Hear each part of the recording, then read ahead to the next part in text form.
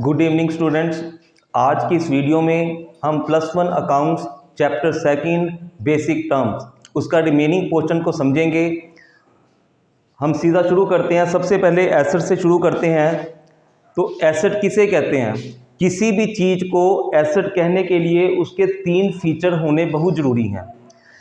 अगर हम कोई अपने बिजनेस की बात कर रहे हैं, अगर हम बिजनेस में कोई एक्सपेंस करते हैं, कोई खर्चा करते हैं और खर्चा करने के बाद कोई ऐसी चीज़ लेके आते हैं जो लंबे समय हमारे बिजनेस में चले, जिसकी कंसिडरेबल वैल्यू हो और जिसकी रिलाइजेबल वैल्यू हो, अगर ये 3 फीचर हैं तो वो चीज़ कहेगी asset.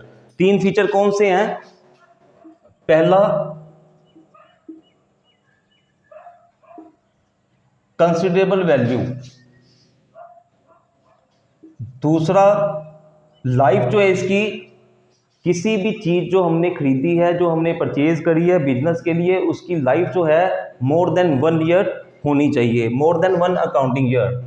Life more than 1 accounting period.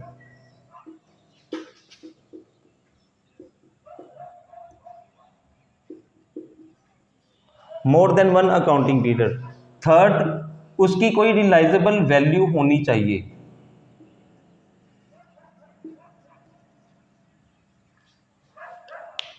अगर किसी चीज़ को हम बिजनेस में खरीदते हैं और वो लंबे समय में हमारे बिजनेस में इस्तेमाल की जाएगी तो उस चीज़ को हम एसेट कहेंगे।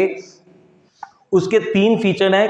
एक तो उस जो चीज़ हमने खरीदी है उसकी वैल्यू कंसिडरेबल वैल्यू होनी चाहिए, मतलब वैल्यू ज़्यादा होनी चाहिए। मान लो आप एक कैलकुलेटर खरीदते हो, से 200 रुपीज़ का एक कैलकुलेटर लिया, कई बार वो भी 10 साल 15 साल चल जाता है, तो क्या हम उसे एसेट कह सकते हैं? नहीं, because the value involve in this transaction is very low. Even you buy a stapler which cost around 50 rupees. अगर हम एक स्टेपलर लें तो वो भी 10 साल 15 साल 20 साल भी काम आता रहता है। अगर हम उसे संभाल के रखें तो क्या वो एसेट है? नहीं, बिकॉज उसकी वैल्यू कंसिडरेबल नहीं है। सेकंड, जो चीज़ हमने खरीदी है उसकी कंसिडरेबल वैल्यू है, लेकिन उस चीज़ की लाइफ जो है वो भी 1 साल से ज़्यादा होनी चाहिए। Land, building, plant, machinery, table, chair, computer, laptop, इनकी लाइफ लंबी है। जब आप अपने बिजनेस में कोई मशीन खरीदते हो तो ये नहीं सोचते हो कि इस मशीन को हम अगले साल बेच देंगे या 6 महीने में बेच देंगे। कंप्यूटर, लैपटॉप लेते हो तो सोचते हो कि यार अब ये कंप्यूटर लगा है तो कुछ साल हमारे बिजनेस में ये अपनी सर्विस देगा। थर्ड, उसका फीचर है रियलाइजेबल वैल्यू।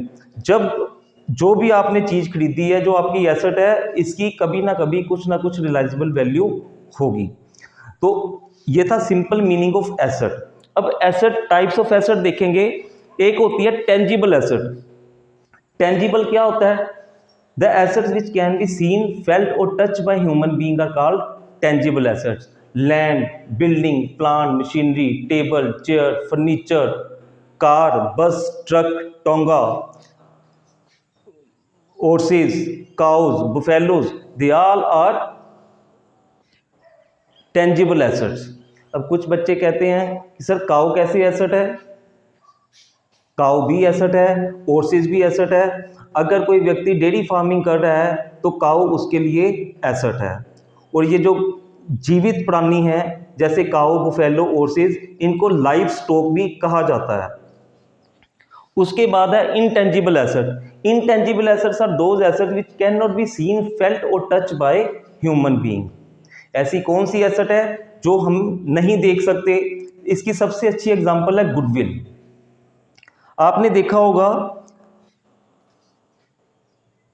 गुडविल के केस में आपने देखा होगा कि एक ही चीज़ एक आम दुकानदार बेच रहा है 500 की, वही चीज़ दूसरा दुकानदार जिसकी बहुत ज़्यादा रेपुटेशन है, बहुत ज़्यादा गुडविल है, वो बेच रहा है 2000 रुपये की। Why he is charging more? Because of goodwill. आप ऐसी बहुत सारी एग्जांपल्स हैं। अगर आप कपड़ों की एग्जांपल लो, क्लोथ्स की एग्जांपल लो, तो अगर आप ब्रांड कोई लेते हो, एडिडास लेते हो या नाइकी लेते हो, तो आप देखते हो कि वो कितने एक्सपेंसिव है और उसी तरह के मिलते जुलते जो हैं काफ़ी सस्ती रेंज में आपको मार्केट से मिल जाते हैं। एक होती है करंट एसेट। करंट एसेट क्या है? Current assets are those assets which can be converted into cash within a period of 12 months. अगर 12 महीने के पीरियड के अंदर अंदर किसी एसेट को हम कन्वर्ट कर दें कैश के अंदर या खो जाए अपने आप कैश के अंदर, तो that is called current asset. Debtor, पिछली वीडियो में हमने समझा था मीनिंग ऑफ डेटर। डेटर जो है वो करंट एसेट है, क्योंकि जब हम किसी व्यक्ति को क्रेडिट पे माल सेल करते हैं, गुड सेल करते हैं, तो हम उसको कहते हैं भैया 15 दिन, महीना, 2 महीने के अंदर अपने पैसे दे देना, तो that is called current asset. उसके बाद है fix assets. Fix assets are those asset which can not be converted into cash within a period of 12 months. Land, building, plant, machinery, table, chair, furniture, AC, cooler, car, bus, truck, ये सारी की सारी asset जब हम खरीदते हैं तो ये मान के चलते हैं ये 5 साल, 10 साल, 15 साल हमारे बिजनेस में अपनी सर्विस देगी, 10 साल, 15 साल ये हमारे काम आएंगी। तो दे सभी की सभी एसेट जो हैं they are called fix assets.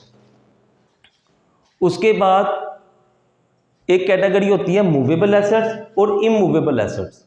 Movable assets कौन सी है? Movable assets are those assets which can be move from one place to another place. अभी इतनी सारी एग्जांपल में अगर देखें, कार देखें, बाइक देखें, तो ये मूवेबल है, आप इनको कहीं भी लेके जा सकते हो। टेबल, चेयर, फर्नीचर ये भी लगभग मूवेबल है, यू कैन इनको एक जगह से दूसरी जगह जब चाहो जहां चाहो लेके जा सकते हो। इसके बाद है immovable asset. Immovable assets are those asset which can not be move from one place to another place. Like land, you can not move your land from one place to another place, तो they are called immovable assets. उसके बाद आपके पास है wasting asset. Wasting asset वो होती है जो पहले एसेट तो थी, अब भी एसेट है, लेकिन वो वेस्ट हो गई है, उसकी कोई यूजफुलनेस नहीं है। Take an example, suppose we have a oil well, तेल का कुआं, जिसके अंदर ये जो पेट्रोलियम आपका, जिसको आप बाइक कार में यूज़ करते हो पेट्रोल, उसका हमारे पास कुआं है, वेल है, और मान लो कि आप उस वेल में से सारा का सारा ऑयल एक्सट्रैक्ट कर लेते हो, तो then what we left with? कुछ भी नहीं, खाली well, vacant well. You can not use that land for any purpose. आप उस पर एग्रीकल्चर नहीं कर सकते, आप उस पर बिल्डिंग नहीं बना सकते, बिकॉज तो वेल है लेकिन एसेट नहीं है, इकोनॉमिक वैल्यू नहीं है, तो that is called wasting asset. 8 है fictitious asset. Fictitious as the name suggest, fictitious किसको कहते हैं? झूठे लोगों को, झूठा। फिक्टिशियस एसेट है झूठी एसेट।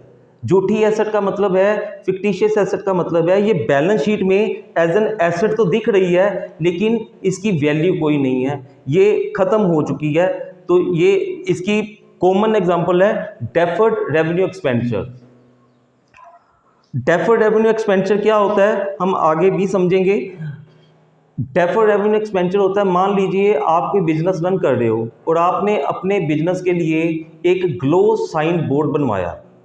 ग्लो साइन बोर्ड क्या होता है? ऐसा बोर्ड जिसके अंदर ट्यूबलाइट्स लगी रहती हैं और रात के वक्त वो ग्लो करता है, जिससे दूर दूर से लोग उसको देख सकें। आपने देखा होगा मैकडोनल्ड वालों का, जहाँ जहाँ मैकडोनल्ड के आउटलेट्स हैं उन्होंने बिल्डिंग के ऊपर काफ़ी ऊंचा लगाया होता है जो दूर दूर से दिखाई देता है। तो ये अगर जो हम ग्लो साइन बोर्ड बनवाते हैं, एक तो इसकी कॉस्ट बहुत ज़्यादा होती है और एक दूसरा इसकी लाइफ जो है वो 5 से 10 साल होती है।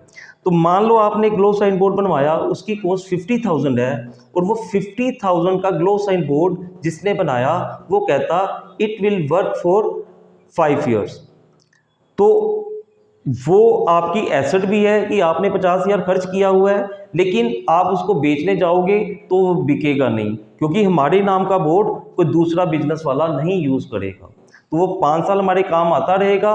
तो ये जो एक्सपेंसेस होते हैं they are known as deferred revenue expenditure और फिक्टिशियस एसेट। 2 कैटेगरी और है एसेट्स की, एक होती है डेप्रिशिएबल एसेट, एक होती है एप्रिशिएबल एसेट। डेप्रिशिएबल एसेट वो एसेट होती है जिसकी वैल्यू धीरे धीरे कम होती रहती है। ज़्यादातर एसेट जो है वो डेप्रिशिएबल एसेट्स होती हैं। कार आपकी डेप्रिशिएबल एसेट है, अगर आप मशीन लेते हो डेप्रिशिएबल एसेट है। तो ये सारी की सारी जितनी भी एसेट्स हैं जिनकी वैल्यू कम होती जाती है, बाइक ले लो, कार ले लो, फ़ोन ले लो, फर्नीचर ले लो, ये सब के सब क्या हैं, डेप्रिशिएबल एसेट। एक होती है एप्रिशिएबल एसेट। एप्रिशिएबल एसेट्स बहुत कम होती हैं। एप्रिशिएबल एसेट वो एसेट होती है, एसेट है समय के साथ इसकी वैल्यू बढ़ती चली जाएगी। बढ़िया एग्जांपल है इसका लैंड। आप आज लैंड ले लो किसी भी प्राइस पे, किसी भी जगह पे, आज से 10 साल बाद वही जगह पे खरीदना चाहो तो आप देखोगे उसकी वैल्यू बढ़ चुकी है। तो land is an appreciable asset. Same with the gold, metal. अगर आप गोल्ड की बात करो तो गोल्ड भी एप्रिशिएबल एसेट है। तो ये हमारा एसेट का था कि डिफरेंट टाइप्स ऑफ एसेट थे। उसके बाद नेक्स्ट टर्म है liability. What is the meaning of liability? Liability का मतलब है जो हमने लोगों को देना है। हमने मतलब बिजनेस ने लोगों को जो जो देना है, चाहे उसने गुड्स परचेज करी है क्रेडिट पे, चाहे कोई सर्विस ली है क्रेडिट पे, तो ये जो बिजनेस ने लोगों को पैसे देने हैं किसी भी वजह से, तो वो बिजनेस की लायबिलिटी है। Liability can be external, liability can be internal. अगर बिजनेस के ओनर को कोई पैसे देने हैं, कोई रकम देनी है, तो that is called internal liability. और वही अगर बिजनेस से बाहर के लोगों को कोई पैसा देना है तो they will be treated as external liability. उसके बाद है करंट लायबिलिटी और एक्सटर्नल लायबिलिटी। अगर जो पैसा बिजनेस ने लोगों को देना है वो within 12 months current accounting period में देना है तो that will be treated as current liability. Example of current liability, अगर बिजनेस ने गुड्स परचेज करे हैं क्रेडिट पे, तो जिस बंदे से हमने क्रेडिट पे गुड्स खरीदी हैं वो क्या कहेगा, ज़्यादा से ज़्यादा 10 दिन, महीना, 2 महीने का क्रेडिट दे देगा। ये तो नहीं बोलेगा कि भैया 10 साल बाद पैसे दे देना। तो हमने उसको with in month, 2 month, 3 month पैसे देने हैं, तो वो हमारी करंट लायबिलिटी है। एक है फिक्स लायबिलिटी। फिक्स लायबिलिटी है अगर हमने किसी व्यक्ति से कोई पैसा लिया है और उसको वापस करना है 1 साल से ज़्यादा लंबे पीरियड में, 5 साल, 10 साल, 15 साल में, तो वो हमारी होगी फिक्स लायबिलिटी। अब आप कहोगे सर कोई इतनी लंबा माल बेचेगा ही क्यों? तो ये माल खरीदने पर नहीं मिलेगा, ये होगा, मान लीजिए आपने अपने बिजनेस के अंदर कोई मशीनरी इंस्टॉल करी है, the value of machinery is very high, से 50 लाख, 1 करोड़ रुपया।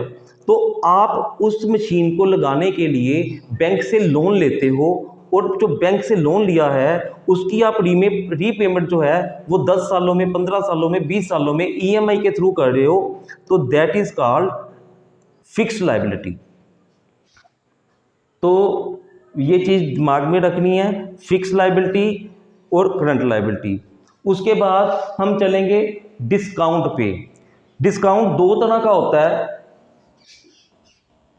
एक होता है कैश डिस्काउंट और एक होता है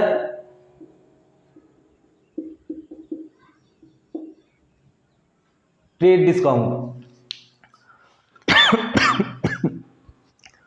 कैश डिस्काउंट क्या होता है? Cash discount is a discount given by the debtor to the creditor if the latter agrees to pay early. Simple language में और सिंपल लैंग्वेज में समझेंगे, कैश डिस्काउंट डेटर वो व्यक्ति होता है जिसने पैसे लेने होते हैं। डेटर वो व्यक्ति होता है जिससे हमने पैसे लेने होते हैं। तो क्रेडिटर जो है उस हम बात कर रहे थे कैश डिस्काउंट की। कैश डिस्काउंट कौन किसको देता है? अगर मैंने किसी से पैसे लेने हैं तो मैं उसको बोलूँगा कि भाई मेरे को पैसे जल्दी दे दे। एग्जाम्पल के लिए आई एम द क्रेडिटर, वो मेरा डेटर है। Cash discount is a discount given by the creditor to the debtor if the latter pays early. And at the same time trade discount क्या है? Trade discount is a discount given by the seller to the buyer, given by the seller to the buyer if the latter agrees to buy more. आप इसकी simple सी example देखो, आप market में जाते हो, आप फल फ्रूट सब्जी खरीद लो, से आप मैंगो खरीद रहे हो, आपने पूछा भैया मैंगो कैसे, कहता 100 रुपीज़ के जी। भैया 5 किलो लेने हैं तो क्या लगाओगे, वो कहता अच्छा 5 किलो लेने हैं तो मैं ₹80 लगा दूंगा। तो this kind of discount is known as trade discount. उसके बाद है voucher. What is voucher? Voucher क्या है? Documentary evidence of a transaction. आप जो कोई भी ट्रांजैक्शन करते हो उसका कोई डॉक्यूमेंट्री एविडेंस होना चाहिए, मींस उसका कोई डॉक्यूमेंट होना चाहिए, मींस उसका कोई बिल होना चाहिए, कोई रसीद होनी चाहिए। मान लो एग्जाम्पल के लिए आप देखो, आप बैंक में गए, आपने वहाँ 50,000 रुपया अपने अकाउंट में जमा कराया। तो जब आप पैसे जमा कराते हो तो आप एक वाउचर फिल करते हो जिसमें आपका नाम, पता, अकाउंट नंबर, कौन से बैंक का, कहाँ है, कितने पैसे जमा कराए हैं। तो वो रसीद आप अपने पास स्टैम्प, बैंक से स्टैम्प करवा के वो रसीद आप अपने पास रखते हो। That is called voucher. Bill हो गए, रसीद हो गई, ये सारे के सारे जो हैं ये दे are called vouchers. Next is bad debts. What is bad डेब्ट? बैड डेब्ट is a bad debt as the name suggest, जो डेप्ट्स हैं वो बैड हो गए। डेप्ट्स क्या थे? लास्ट वीडियो में हमने समझा था, जो पैसे हमने लोगों से लेने हैं that is called debts. Now the term bad debts mean वो डेप्ट खराब हो गए, खत्म हो गए, अब वो पैसा हमको नहीं मिलेगा। पैसा नहीं मिलेगा, कारण उसका कुछ भी हो, चाहे वो व्यक्ति का बिजनेस खत्म हो गया, चाहे उसको बिजनेस में घाटा हो गया, या ये भी हो सकता है उसके पास पैसे हैं, बिजनेस अच्छा खासा चल रहा है, लेकिन आप पैसे लेने गए, वो कहता भैया नहीं दूंगा, जो करना कर लो। वो आपके सामने रिवॉल्वर रख दे तो आप पैसे लोगे या जान बचाओगे? ओबियस है आप जान बचाओगे। अब एक बंदा मारने की धमकी दे रहा है तो हम उससे पैसे नहीं रिकवर कर पाएंगे, because we are normal businessman, common businessman. तो पैसे, जब डेटर हमारे पैसे नहीं देते, whatsoever is the reason, they are called bad डेब्ट। Now the term insolvent. Insolvent क्या है? हिंदी में आपने कॉमन पार्लेंस में कभी कभी घर वालों को या कहीं बात करते सुना होगा, यार उसका तो दिवाला निकल गया। दिवाला निकल गया मतलब, दिवाला निकलने का मतलब है when liabilities of a person और a business are more than his assets and he has no source of income to repay the debts, the person is said to be insolvent. Hindi में अगर सिंपल भाषा में, simple Hindi में समझे तो ऐसा व्यक्ति जिसके पास एसेट्स कम है लेकिन उसकी लायबिलिटीज बहुत ज़्यादा हैं और उसके पास कोई सोर्स ऑफ इनकम नहीं है जिससे भी अपना पुराना डेप्ट उतार सके, अपना कर्जा उतार सके, the person is said to be insolvent. उसके बाद है solvent. Solvent reverse of the insolvent. Normal people are solvent people because उनकी एसेट ज़्यादा है, लाइबिलिटीज कम है, अगर कुछ पैसे देने भी है तो उसके पास उससे ज़्यादा एसेट है, कभी भी उसके पैसे बेच के, एसेट बेच के दे सकते हैं। Normal people are solvent people. उसके बाद है एक्सपेंडिचर। एक्सपेंडिचर क्या है? जब आप कोई खर्च करते हो बिजनेस के अंदर, याद रखना मैं जितना भी बोल रहा हूँ, जितना भी बता रहा हूँ, मैं बिजनेस के पॉइंट ऑफ व्यू से बता रहा हूँ, ना कि डोमेस्टिक पॉइंट ऑफ व्यू से। आप इन चीज़ों को अपने घर के अंदर, इन एग्जांपल्स को अपने घर की एक्सपेंसेस से कंपेयर नहीं कर पाएंगे। We are talking about the business. Business के अंदर एक्सपेंडिचर क्या है? जब हम कोई खर्चा करते हैं, कोई पैसा खर्च करते हैं, और पैसा खर्च करके या तो कोई हम एसेट खरीदते हैं या हम कोई लायबिलिटी रीपे करते हैं, तो उसको कहते हैं एक्सपेंडिचर। एक्सपेंडिचर अब जो है वो 3 तरह का होता है। एक्सपेंडिचर जो है वो 3 तरह का होता है। हम 1 मिनट देखते हैं अभी।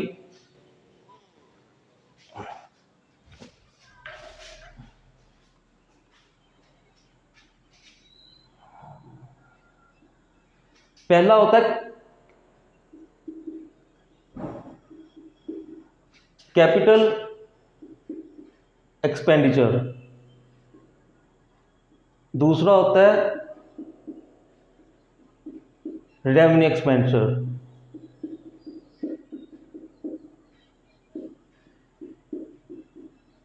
तीसरा होता है डेफर्ड रेवेन्यू एक्सपेंडिचर। तो कैपिटल एक्सपेंडिचर क्या है? कैपिटल एक्सपेंडिचर वो एक्सपेंस है जिसको करने से हमारे बिजनेस में या तो एसेट्स बढ़े, या हमारी लायबिलिटी कम हो, या हमारी एसेट्स में इंप्रूवमेंट हो, या हमारी अर्निंग कैपेसिटी बढ़े। कैपिटल एक्सपेंडिचर या तो एसेट बढ़े, या एसेट की परफॉर्मेंस इंप्रूव हो, या लायबिलिटी कम हो, या हमारी इनकम कैपेसिटी बढ़ जाए, उसको ऐसे किसी भी एक्सपेंस को हम कैपिटल एक्सपेंडिचर कहेंगे। अब मैंने बीच में एक बोला इंप्रूवमेंट ऑफ एन एसेट, तो एसेट की इंप्रूवमेंट कैसे होगी? अगर मान लीजिए आपके पास कंप्यूटर या लैपटॉप है, उसका प्रोसेसर i3 है, आप सारा कंप्यूटर या लैपटॉप चेंज नहीं कराते, बल्कि उसकी जगह सिर्फ प्रोसेसर i5 या i7 डलवा लो, तो वो आप अपनी एसेट को इम्प्रूव करते हो। तो इसी के साथ मतलब जितने भी हमारे एक्सपेंसेस हैं जिससे एसेट की इंप्रूवमेंट हो, एसेट नहीं आए या लायबिलिटी कम हो, they are called capital expenditure. और यहाँ चौथी चीज थी जिससे हमारी अर्निंग कैपेसिटी बढ़े, जिससे हमारे बिजनेस का ग्रो अप करे, हमारी इनकम बढ़े, they are called capital expenditure. Revenue expenditure, revenue expenditure वो एक्सपेंस होते हैं जिससे हमारे बिजनेस के अंदर रूटीन में बिजनेस करने के लिए जो खर्चा करते हैं, चाहे वो रॉ मटेरियल खरीद रहे हैं, चाहे रेंट पे कर रहे हैं, चाहे बिजली का बिल पे किया, चाहे फ़ोन का बिल पे किया, मतलब रूटीन एक्सपेंसेस जिसको उसी वक्त हमने उसका बेनिफिट लिया, एक हाथ से बेनिफिट लिया, एक हाथ से उसके एक्सपेंसेस पे कर दिए, they are called revenue expenses. Third is deferred revenue expenditure. Deferred revenue expenditure अभी मैंने एग्जांपल आपको दी थी, फिर से दोबारा बता देता हूं। डेफर्ड रेवेन्यू एक्सपेंडिचर उस एक्सपेंस को कहते हैं जो है तो एक्सपेंस, लेकिन उसका बेनिफिट हमें 4 से 5 साल या 10 साल मिलेगा, लेकिन उसकी कोई रियलाइजेबल वैल्यू नहीं है। और रियलाइजेबल वैल्यू नहीं है तो it can not be fall in the category of an asset. तो glow sign board is a perfect example of deferred revenue expense, where cost of the glow sign board is very high. It serves to your business for more than 1 year, but it has no realizable value. So ऐसी assets को हम कहते हैं deferred revenue expenditure. Expenditure के बाद अगली term है proprietor.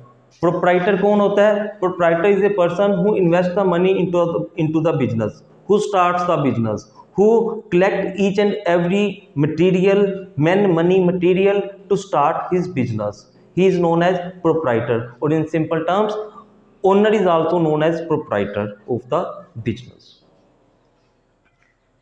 Expense, expenditure और एक्सपेंस में थोड़ा सा डिफरेंस है।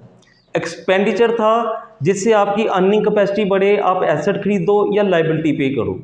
लेकिन एक्सपेंस क्या है? जो रेवेन्यू एक्सपेंस था, जो सेकंड वाला था रेवेन्यू एक्सपेंडिचर था, और जो एक्सपेंस है वो ऑलमोस्ट सेम है। एक्सपेंस में क्या होता है? At the same time we are getting benefits and we are paying money too. हम बिजनेस की अगर बात करें, बिजनेस में आपके यहाँ कोई क्लाइंट आया है, क्लाइंट की आवभगत के लिए, उसके वेलकम के लिए आपने जूस मंगवाया, आपने समोसे मंगाए, आपने उनको पूरी चने खिलाए, जो खर्चा आया उधर वो आए, उधर खाना पीना खाया, उधर खर्चा हो गया। तो ये ऐसी जितनी भी एग्जांपल है, सैलरी पे की, रेंट पे किया, बिजली का बिल पे किया, ट्रैवलिंग एक्सपेंस के पे किए, रॉ मटेरियल परचेज किया, conversion of raw material into finish product, ये सारे के सारे जो एक्सपेंसेस है they are called expense. Expense भी दो तरह का हो सकता है, एक होता है प्रीपेड एक्सपेंस और एक हो सकता है आउटस्टैंडिंग एक्सपेंस। प्रीपेड एक्सपेंस क्या होता है? अगर हम किसी को एडवांस पे कर दें तो that is called prepaid expense. Very simple example of prepaid expense is, आपके जो फ़ोन है, आप देखो ज़्यादातर लोगों के पास प्रीपेड कनेक्शन है। आप पहले पे करते हो फिर उसको यूज़ करते हो। They are called prepaid. दूसरा होता है आउटस्टैंडिंग एक्सपेंस। आउटस्टैंडिंग एक्सपेंस क्या होता है कि आपने खर्चा कर लिया है, आपका अकाउंटिंग पीरियड खत्म है, अभी आपने पैसे देने हैं, they are called outstanding expenses. अगर आपके घरों में अभी भी लगा हुआ जो लैंडलाइन फ़ोन होता था, तो पहले आप यूज़ करते थे, बाद में आपका बिल आता था, तो वो आउटस्टैंडिंग एक्सपेंस की कैटेगरी में आएगा। Last but not the least, rebate. Rebate क्या है? Rebate is like a discount but not exactly the discount. Rebate में क्या होता है कि गुड्स ऑलरेडी आपको सोल्ड कर की जा चुकी हैं, हमने गुड्स बेच दी हैं, बाद में किसी भी वजह से हम उसको रिबेट दे रहे हैं, चाहे गुड्स डिफेक्टिव हैं, चाहे कस्टमर को पसंद नहीं है, तो हम कहते हैं चल यार तू रख ले, हम तेरे को रिबेट देते हैं, तू ऐसा कर 10,000 की बजाय ना हमें 9500 ही पे कर दे। तो कॉमन डिफरेंस इसके अंदर जो है मेन, रिबेट के अंदर डिस्काउंट के अंदर इन दोनों को देने का रीज़न डिफरेंट है। डिस्काउंट में मैंने आपको बताया था cash discount is given by the wait it is, पता नहीं, चलो कैश डिस्काउंट जो था, cash discount is given by the creditor to the debtor if the latter pays early. इसमें कैश डिस्काउंट का रीजन था कि वो हमें जल्दी पेमेंट दे रहा है तो हम डिस्काउंट उसको दे रहे हैं, और ट्रेड डिस्काउंट का रीजन था कि वो ज़्यादा खरीदने को तैयार है, ज़्यादा क्वांटिटी बाई करेगा तो हम उसको थोड़ा सस्ता लगा देंगे। लेकिन रिबेट के अंदर क्या है, आप ऑलरेडी गुड्स बेच चुके हो और उन बेची हुई गुड्स को आपको लगता है कि कस्टमर किसी कारण से आपको बहाना बना के वापस कर सकता है या उसकी लाइफ कम हो रही है, तो आप उसको रिबेट दे सकते हो। इसकी एक और एग्जांपल ले सकते हैं, आपने कभी देखा होगा कि जो सुपरमार्केट्स हैं, कभी कभी आप अपने घर वालों के साथ, पेरेंट्स के साथ सुपरमार्केट में जाते हो तो देखते हो कई बार कोल्ड ड्रिंक या जूस की बोतल काफ़ी सस्ती लगी होती है, तो आप समझ नहीं पाते यार बाहर तो 100 की थी, यार ये 50 की क्यों मिल रही है। अगर ध्यान से देखो तो उसकी जो लाइफ है वो काफ़ी कम रह गई होती है, से 3 महीने की बजाय 15 दिन या 1 महीना रह गई है, तो उनको लगता है ये ख़राब हो जाएगा, तो हम इसको रिबेट दे के कस्टमर को बेच दें। Last, entity. एंटिटी क्या है? बिजनेस यूनिट जिसके आप अकाउंट्स बना रहे हो। बिजनेस नेम, प्रॉपर बिजनेस जो है उसको हम एंटिटी कहते हैं। जैसे रिलायंस इंडस्ट्रीज लिमिटेड, ये एक एंटिटी है। टाटा मोटर्स, ये एंटिटी है। ऐसे ही आप लोगों का अगर कोई बिजनेस है, उस बिजनेस का आपने कोई नाम रखा है, उस बिजनेस से रिलेटेड आप अकाउंट्स बनाते हो, तो दैट इज कॉल्ड एंटिटी। इससे बेटा आप लोगों का जितनी टर्म्स थी, मेन टर्म्स थी, लगभग क्लियर हो गई हैं। अगर फिर भी कोई टर्म्स रहती हैं तो वो मैं अगली वीडियो में आपको शेयर करूंगा। For the time please share and like my channel, subscribe and like my channel. Thank you.